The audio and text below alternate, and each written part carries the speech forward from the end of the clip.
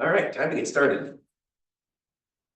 I wanted to quickly come back to one of the questions that was asked yesterday because I think I finally fully understand what that question was asking. And that was about the indices moving inward recursively. And the answer is that's exactly how the ape wants you to do it, or that's how the ape practice talks about it. So I at least wanted to address that because that is a valid way of doing it. I find it to be, the way that I answered the question yesterday was that I felt like it was a bit more of an iterative thought process in nature, and I still do feel that way. Because that is exactly how you would solve the problem iteratively. But that also helps you to see that there's not a huge difference between the iterative and recursive versions of the problem for that particular problem. So that is an absolutely viable way to solve the problem. I did not mean to come across as that's a wrong way to do that. You can absolutely solve the problem with two indices, and when you go and use, if they haven't swapped, you swap over and then you call recursively, bumping up the lower and down the upper until the base case is that they've crossed. So that absolutely works. If you've been studying that, don't stop studying that. If that is more intuitive to you than the way that we implemented it in class, perfectly fine. If this is more intuitive, I think it's shorter. I think this ends up being a little bit less work. That said, it is also less efficient, especially with an array list, because a remove for an array list was that very expensive procedure. And since we're removing every element, this ends up being a quadratic process for a reverse, which is not great. We will dive into eventually how to analyze a recursive problem via complexity analysis, but not quite yet. We have a couple more pieces of implementation to do first. I did want to spend a little bit more time talking about exactly what was happening. You kind of rushed this at the end of class last time, said, see, it works, and then had to end class right then and there. So I wanted to start today's class just by getting a sense of how do people feel about this code and this solution to this problem as a, do you understand briefly what's happening? So let me know, set of thumbs. How do you feel about this particular implementation? Looks like we should go through it. Excellent. It's exactly what I wanted to know. Okay, so let's use this exact list. 1, 2, 3, 4, 5. And I'm going to blow this up so that a little bit closer to me so that I can easily see it and work with it.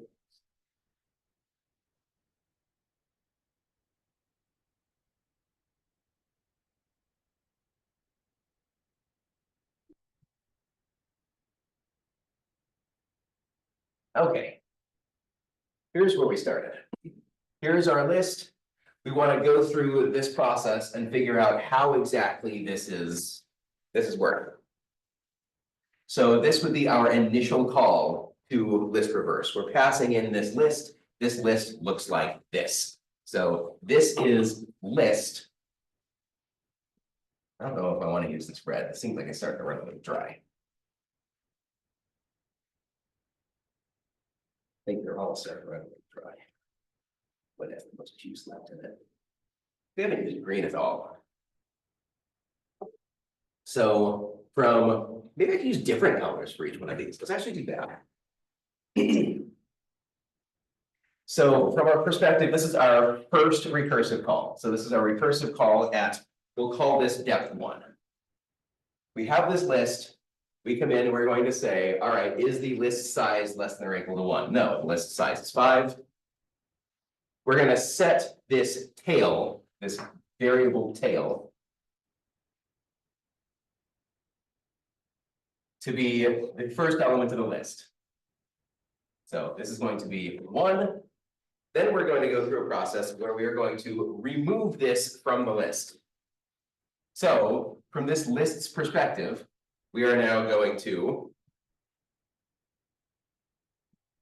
do the equivalent of removing this, which will shift the indices of this to 0, 1, 2, and 3.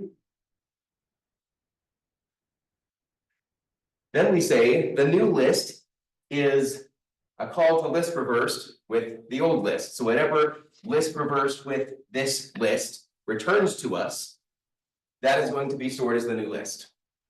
But from this perspective, now we're done. We're going to make a pause on this line at depth 1 and say we can't do any more work until we are passed back the work that's been done after us. So we are going to move to depth 2. In depth 2, we have this same list being passed in. So everything we see here is the list that we're being passed in as a parameter at depth 1. Coming in, we're going to say is the list size less than or equal to 1? No, it's not, it's 4. We're going to set a variable called tail. And it is going to be the first element of the list. So this tail is going to be 2. And note that since we're in a different scope now, we're in the green scope and not the red scope, we can reassign variables. We can, everything is reset. We're answering the problem, can we reverse this list? 2, 3, 4, 5. Not the whole 1, 2, 3, 4, 5. That is green's task. Reverse 2, 3, 4, 5. Red's task was reverse 1, 2, 3, 4, 5.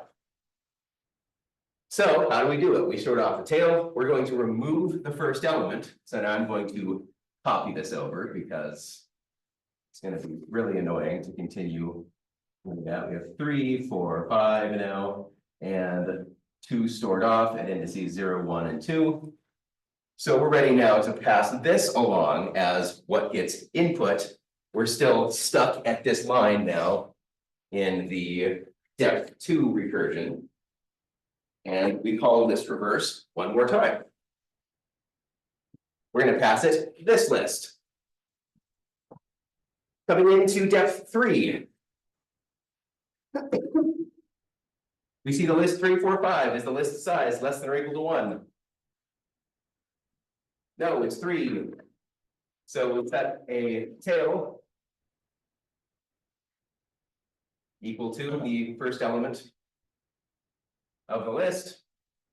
We're going to remove the first element of the list, which will give us 4, 5 at indices 0 and 1. We're going ahead and we're going to pause at this line because we need to make a call to list reverse. And we're going to pass it to the new list. Now we're at depth 4. Coming in is the list size less than or equal to 1? No. We're going to set a value of a tail equal to the first element of the list.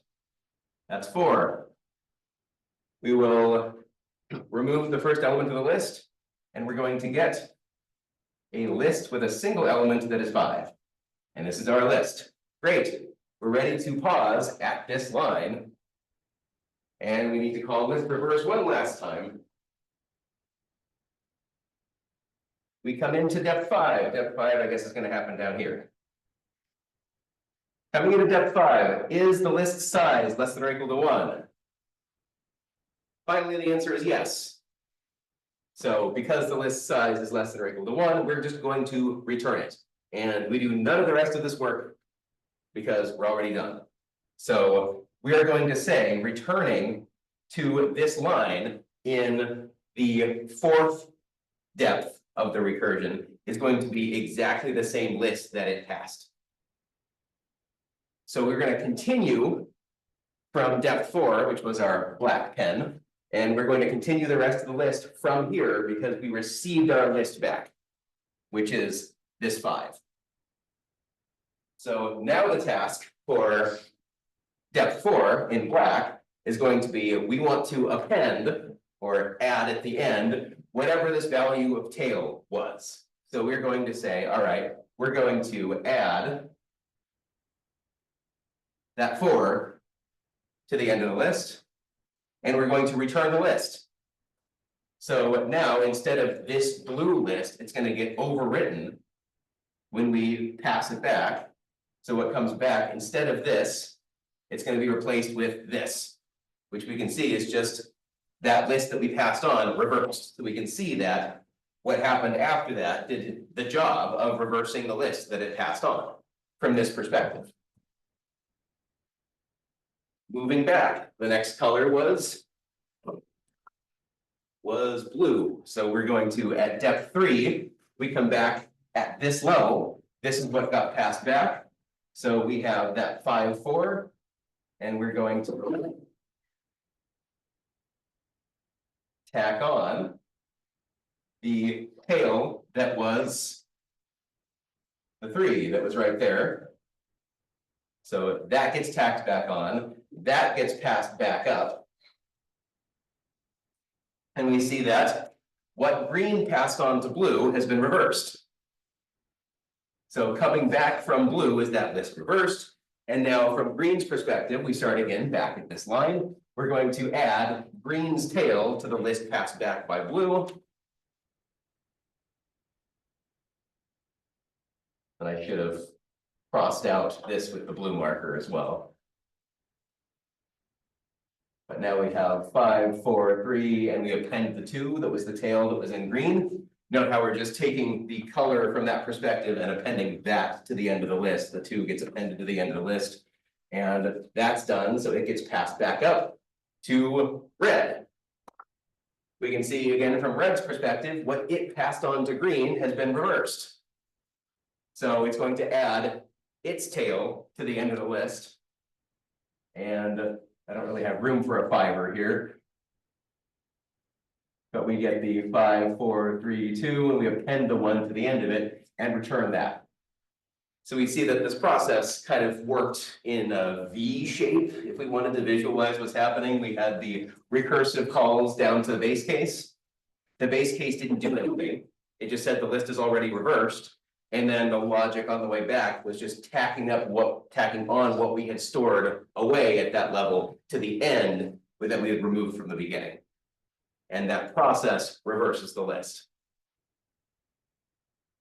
So from this perspective, we reversed a 5-element list. From this perspective, we reversed a 4-element list, 3-element list, 2-element list, 1-element list, and then propagated it back up. We have the reverse list.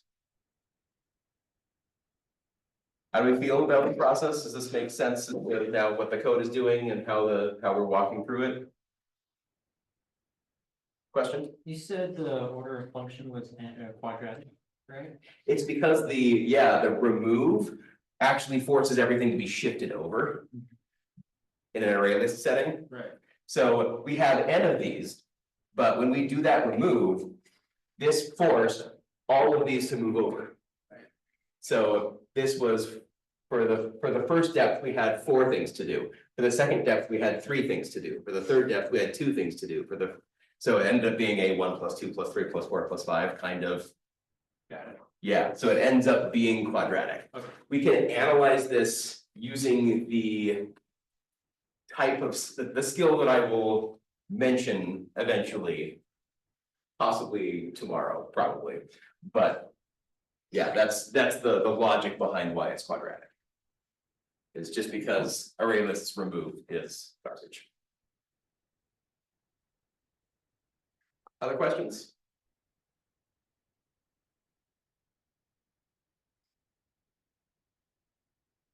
All right, can I make all this go away? We have all we need.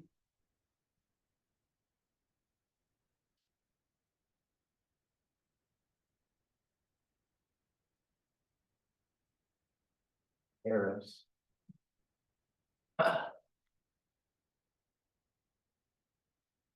All right, the next problem we're going to handle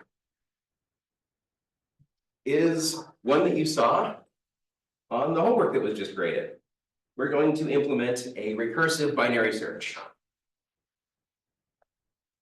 So who can summarize for me the concept of a binary search? What are we doing with a binary search? Yeah. It's split it in half and it sees if it's on the right left. First, it probably puts it in order and then splits it in half, sees it from the left or right, and splits that in half to be on the. Yeah, so we assume we start with a sorted list. And now we're gonna look at the middle element and say, is the target greater than or less than or equal to this middle element? If it's greater than the middle element, we look at the right half. If it's less than the middle element, we look at the left half. If it's exactly equal to, hey, we found it. And we're done. So we are going to write a binary search. And to do this, we are going to look into one of the tools of recursion that is very useful. It allows us to store information that we are doing without needing the user to know about it. So we are going to first write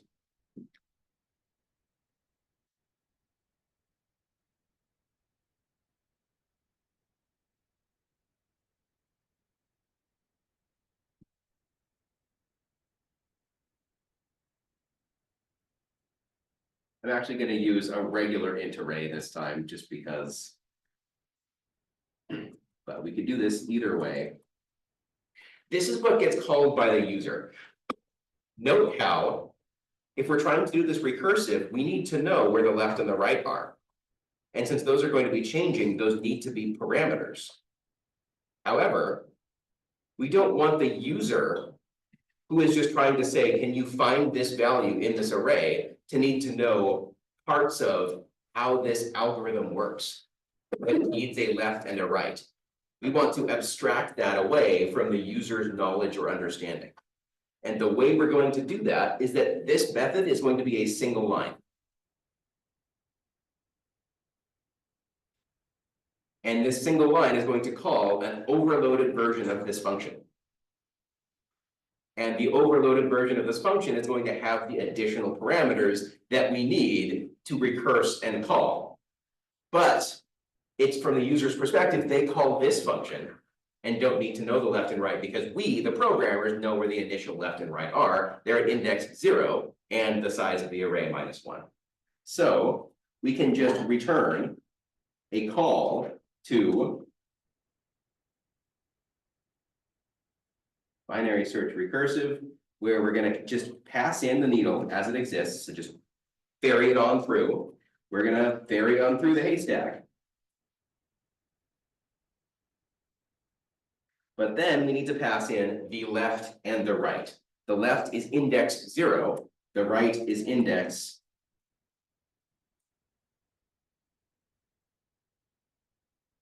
Since this is an array and not an array list, we're using dot length with no parentheses and not dot size with parentheses. But that's it. And of course, we haven't defined this method, but we are going to. When I'm writing this method, it shouldn't be public. We don't want the user calling this. The only time this should be called is from this public method. This is the only time we should be calling this private method, aside from within the private method. So we're going to make it private.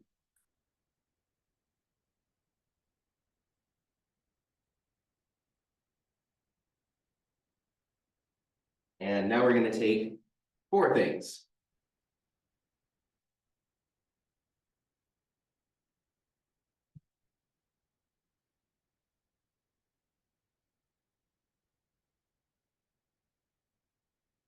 And of course, I've made this so large that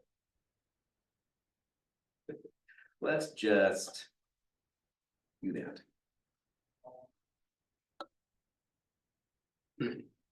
That way you can actually see the whole call. This is a single line.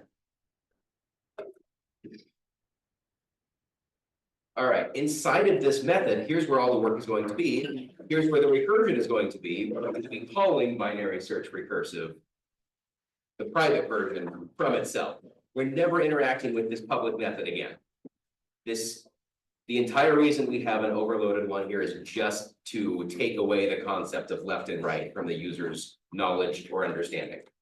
It's not necessary for them to know it to interface with this binary search.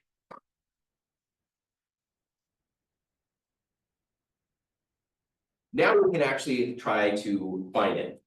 So if we're doing this recursively, what should we first consider? Should we try to figure out a base case, a recursive case. What do we know? How many base cases are there going to be?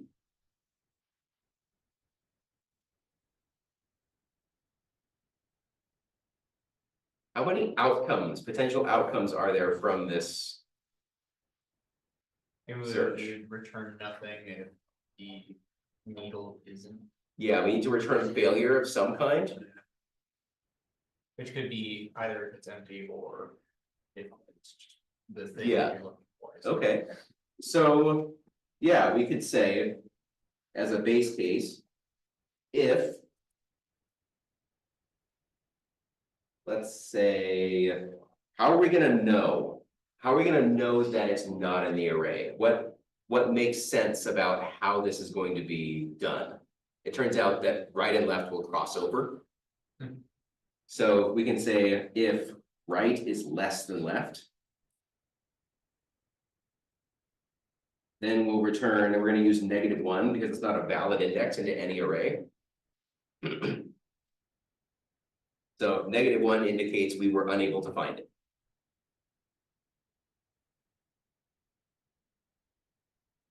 To be able to look at the next case, we actually need to calculate the middle. So before we go into the next, we need to know what the middle is. So we're going to say that the middle is left plus right over 2. This is the average of left and right. That'll work.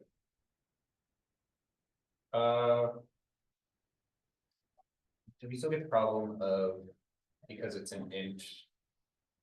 Yeah, so this actually ends up causing it to be exactly what we need it to be. Okay.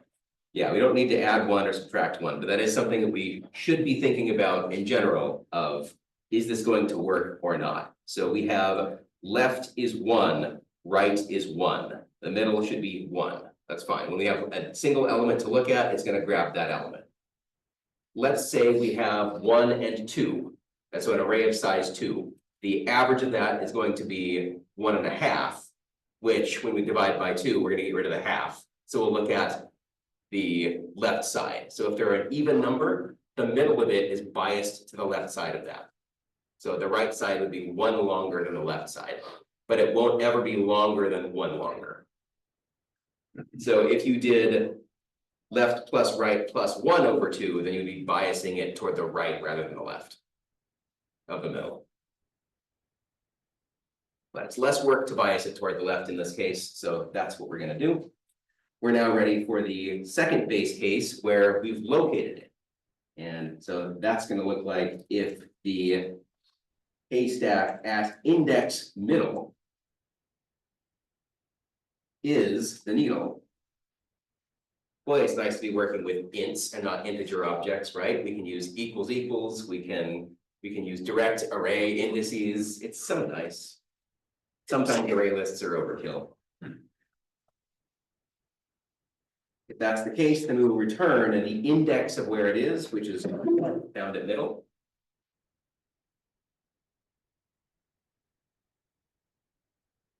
And now we're ready to think about the recursive case.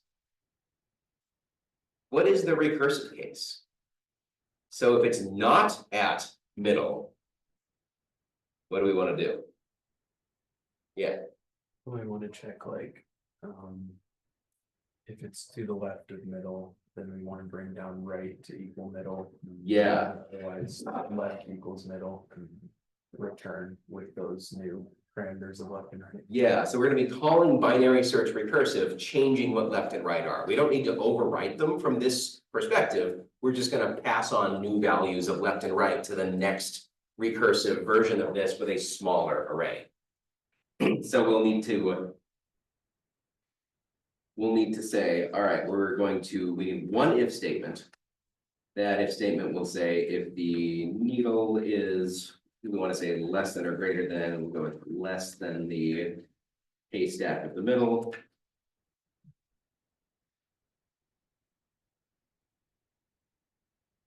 Then we want to make a call to binary search recursive with 4 things. We're going to pass in What?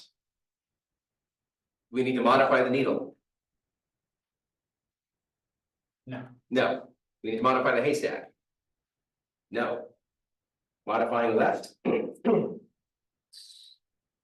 equals less than, no. Yeah, we want to keep it the same. And right becomes middle minus one. Great. That's it. And note that we don't need an else, we don't need an else if, we don't need anything else because, and actually this issue is we should return because we know that binary search recursive here returns the index. If binary search recursive here finds that index, we just want to pass it right back. So since we're returning here, we don't need that else. We don't need anything else. This would stop this method right here at line 19. We would never reach something that's left. So if we move past this, we can just return a call to binary search recursive. With everything else the same, except now left will change to be, what should it be? Plus one. Middle plus one?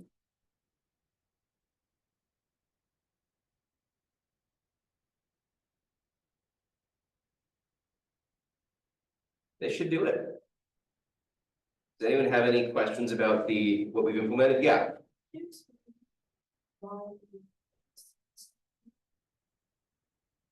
Yeah, so this is saying, we're trying to find this, we're assuming that haystack is sorted. So the middle element is going to be the median of this list. And if it's less than the middle, then we know that it's somewhere in the first half. So it can't possibly be in the second half of the list because all of those elements are greater than haystack middle.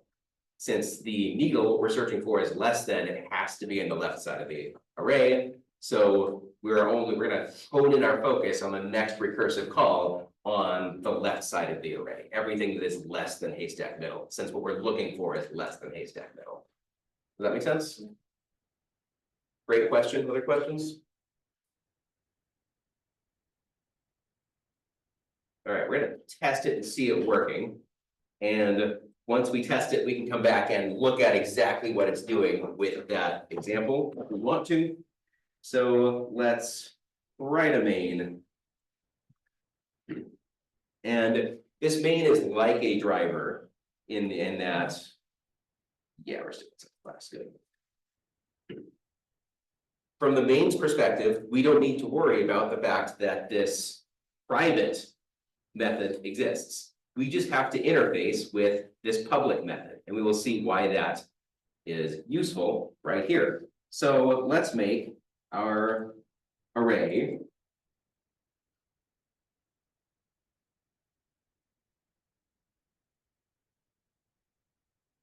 boy, it's much nicer being in the world of arrays where you can just do that instead of an array list where you have to say dot add a bunch of times or make some other collection and use add all.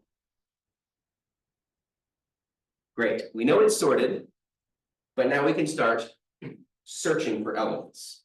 So let's print. Let's print.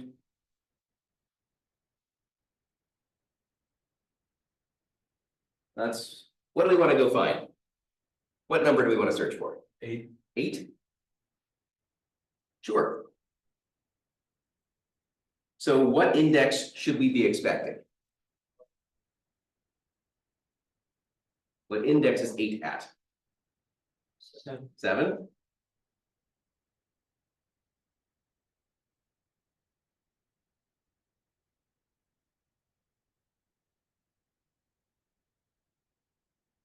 Now we're going to call the public binary search recursive, even though we have access to the private one because we're in the same class.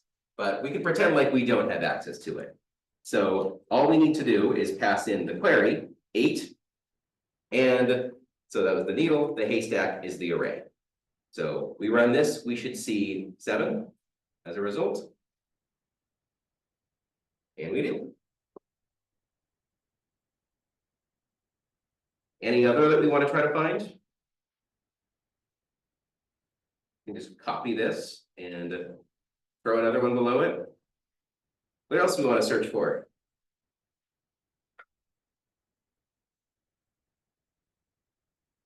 Maybe something that's directly at the middle that we would find the first time, something in the left side, not the right side, something that's not in the array. 24. 24. Great. So we expect to see -1 when we do that, and we see.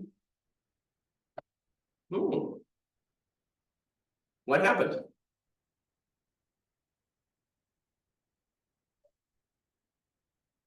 Yeah, it's because I searched for 8.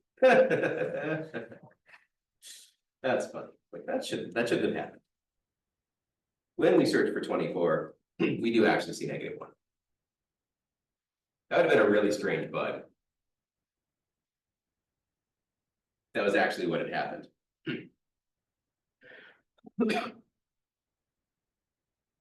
Anyone else want to see any other examples of them working? Yeah, an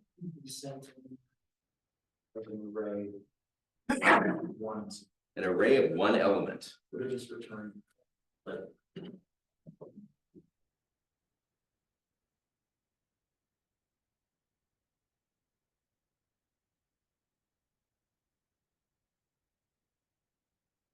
So let's do this twice. We're going to search for what's there. And we're going to search for something that's not. So we should see 0. And we're going to pass it the correct one and what we're actually searching for, which is 6. Then we'll do the same thing one more time, searching for 24, so it's not in it. And we'll do exactly that with the second array.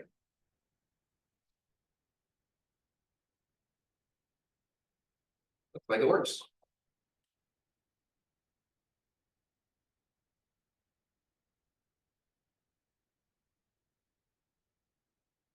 Does it make sense why that works for an array of size 1? Are people able to visualize that? So. Looking for 6 or 0, does that just because it defaults to 0? I thought it defaulted to 0. So left and right start out as 0 and the length -1. Yeah. So they end up as 0 and 0. Yeah. When you do 0 plus 0 divided by 2, you get 0 as the middle element. So when you look for it, you either find it or you see when you pass in either left +1 or right -1, they've crossed. So we reach this first base case on the second recursive depth that says we didn't find it. When we were searching for 24, 24 is larger than 6. So we said we should be looking at left being index 1 and right being index 0. Since left is greater than right, or right is less than left, then we know it's not in the array at that point. And an empty list just kind of breaks this whole set code out. Yeah, so yeah, if you're looking at, well, actually it won't, because Because we have our. we set right as haystack length -1. Which if the list is empty, that's gonna pass in 0 and -1. Okay. We're gonna see that 0 is not less than -1, so we'll return -1. Because. Yeah. So this actually becomes all inclusive and works for all of the base cases or all the edge cases without needing to directly look for them. In that case, could you just return, like, if you wanted to make sure that like it's returning the actual answer? You just try catch, and if it ever returns -1 or 0. you can Yeah, go, okay. Yeah, you absolutely could. With the goal of that code is never called. That code is never needed to be called. Yeah. But if you wanted to be absolutely sure, you could do that. Questions on, any last questions on binary search? Anything you'd like me to go over? See visually?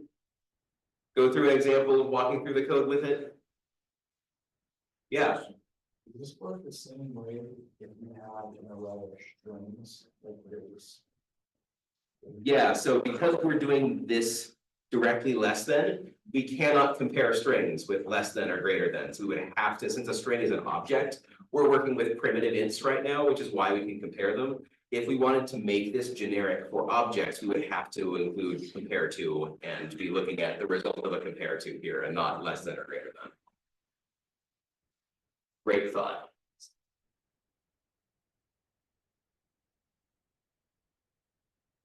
Anything else? Would. I think I might be thinking of something else, but. Did you have to? I don't quite remember because I'm not sure if I was here, but did you have to develop your own system for sorting? Like an object, like, because I know strings have their own like weight.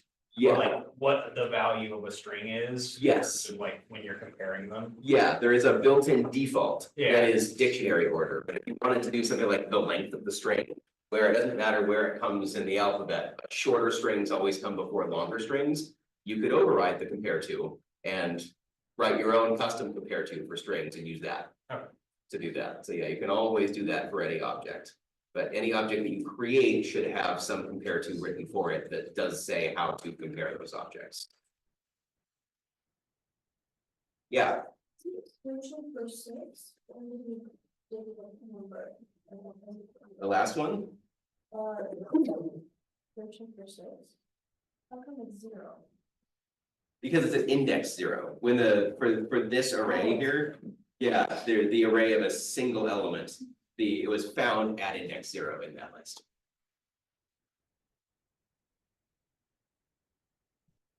Awesome, really good questions, really good engagement. So at this point, I'm hoping that it's starting to be a little bit more intuitive when we talk about recursion, what's happening, being able to look at the code and say, how is this recursion working? And being able to kind of unfurl the recursion in your mind to see how that solves a problem. The question that's probably lingering in your mind is why? When we have all of these iterative tools, why would we care to look at recursion, study recursion, have it as an element in our toolbox? So I want to motivate that with one last example of a game where the recursive solution is so much cleaner and more efficient than an iterative version. Who's heard of the Towers of Hanoi? Think so. Towers of Hanoi is one of the go-to problems where if we want to see how to solve that problem, let me actually go find it.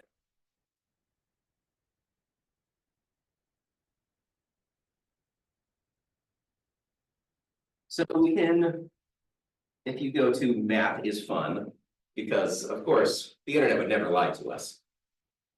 We can play the Towers of Hanoi. Towers of Hanoi has some basic rules. The goal of the game is to get this stack of discs from this left peg to this right peg. You can only move one peg at a time, and you can never put, or disc at a time, you can never put a larger disc on top of a smaller disc. So to solve Tower of Hanoi with size 3, what should I do first? I want to get this entire stack over here.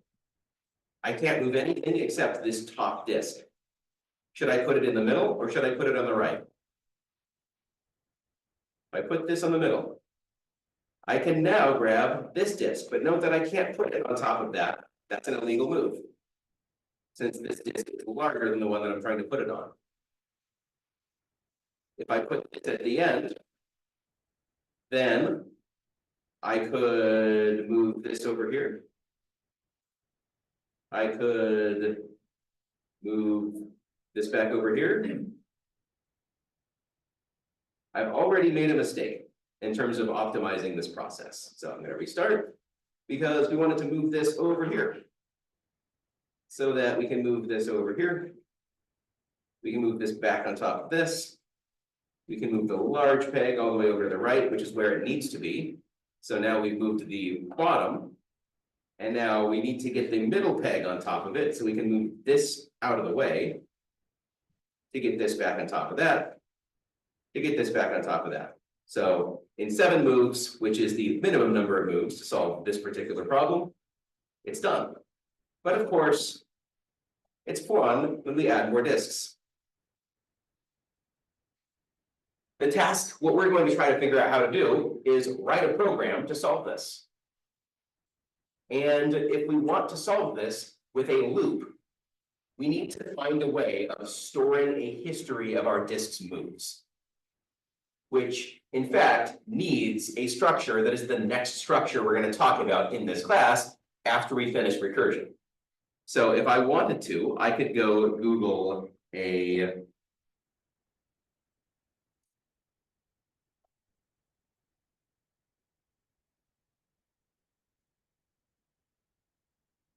and find an iterative solution to this. I do not have an iterative solution to this in front of me because it's kind of gross. You can go to any of these sites. I loathe Geeks for Geeks with a fiery passion, but it'll work for this in that you can see here is a Java implementation of Towers of Hanoi. We need to create a stack object with the ability to store a history. So that's the stack object. We need some logic to move disks between poles, so that's all of that logic.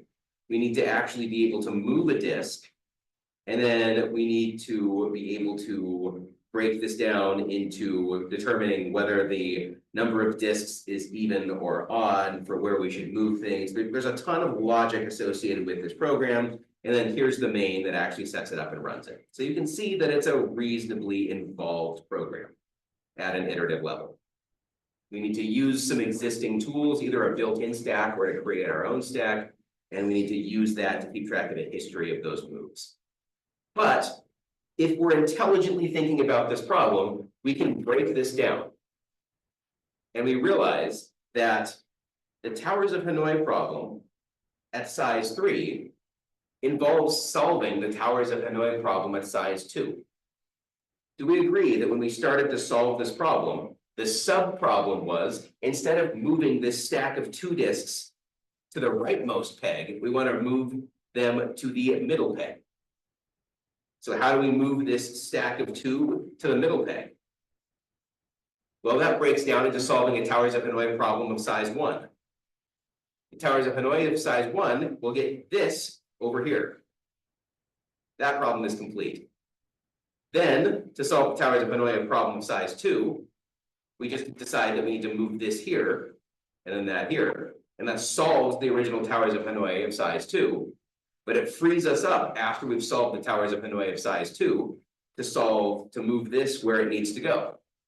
Then we need to solve another Towers of Hanoi size 2, where we're moving them from the middle peg to the destination peg, which would mean that we need to move this to what we're going to call the helper peg, move this over, and move this back. So thinking about this and breaking it down into not what is the current move that we need to make, but thinking of it in terms of solving a smaller problem, making a move, solving a smaller problem, we can in 3 distinct steps solve the problem for any size. We just then recursively have to solve it for a smaller and a smaller and a smaller and a smaller size. So my challenge for you for the rest of class and over the next 24 hours is to think about solving this problem recursively. So let's start for the next 5 minutes and talk this out. What would it look like to solve this recursively? I will give you the spoiler that it is a lot less code than the iterative version we just looked at. In fact, the solution that I'm going to implement is not long at all. Just a few lines. How could we solve the entirety of Towers of Hanoi for an arbitrary size with just a few lines?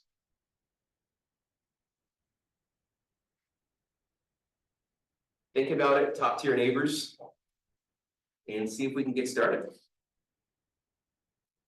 I'll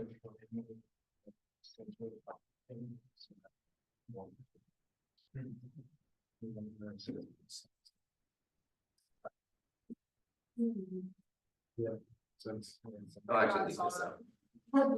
I just got off in the same moment. Some of the size 2 lots. Yeah, and I hope we're going to like. You know, increasing the number of steps to solve that. Well, not.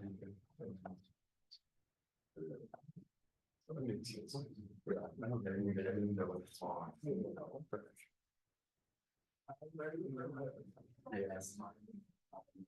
I guess she was recursively calling it. And her not even know that he goes so he was trying to. So you get them to solve for two, right? Yeah. Based on it, or it has something to you, just kind of general thoughts. Would you want to sell it? Can you bring it? Okay. Sorry, this one solved. Yeah. So we started this. Start at one. Each word might be. Yeah. And yeah, there might be a pattern. What this program should do, one other thing I should point out, is that the program should print out the instructions for how to solve it. So rather than just, well, manipulating the objects and then saying, see, I got them all over there. Print out the instructions. So with 4 discs, it says the minimum number of moves is 15. You would start by saying something like move disc 1 from rod A to rod B or rod C. And then each successive printed line would be the next instruction for someone who is playing this game to solve it.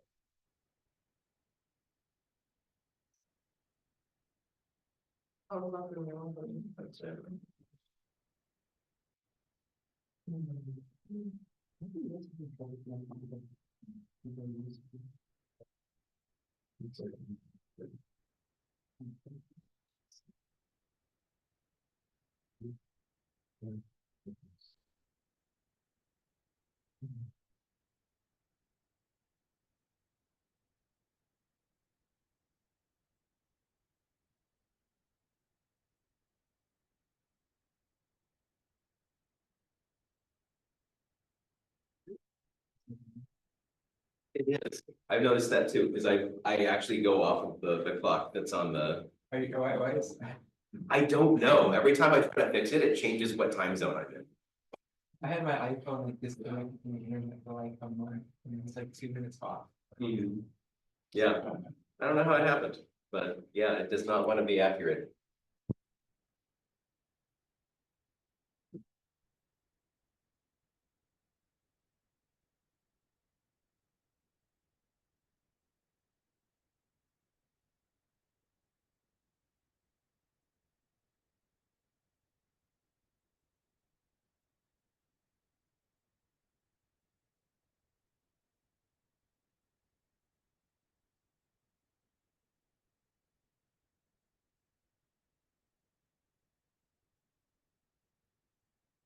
This is a tough problem to even know where to start.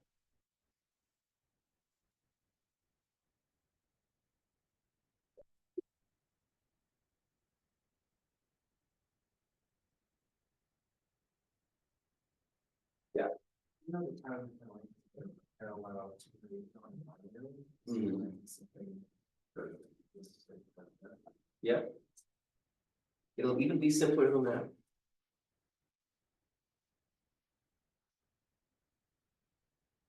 I will argue that the actual guts is going to check basically. Maybe we can identify what is the base case. All the ring objects are on this peg. That would be you solved it. Ah, I would argue the base case is we want to move we've broken this all the way down to moving a rod of size 1. Or not rod, moving this first disc. That's the base case. That gets it out of the way.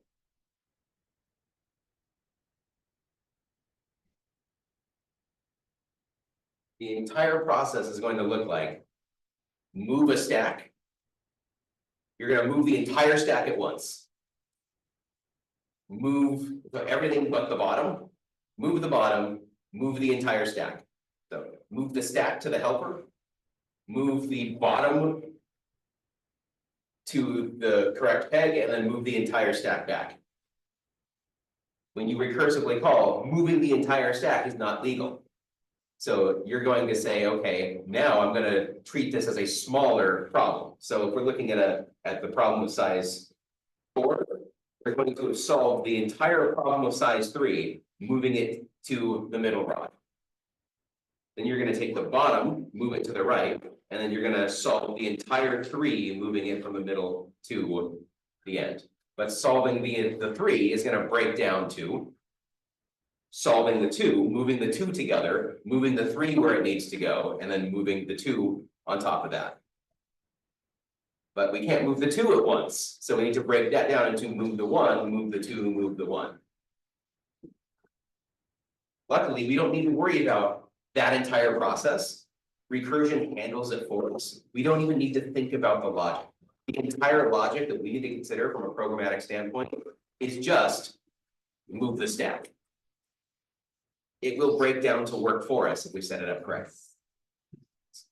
Any other questions? We are out of time. We'll come back and solve this first thing tomorrow. And finally move on to start to talk about how to analyze recursive problems and the complexity of recursive problems, because it's a little bit harder to figure that out than it is in an iterative world. Warren was not going. Talk about that tomorrow. My plan for Friday is no content, answering your 8 related questions as you cram for the 8 for the afternoon. I'm not going to throw anything new at you. Come prepared with questions or things that you're last minute studying, not sure about, and we'll go over those on Friday.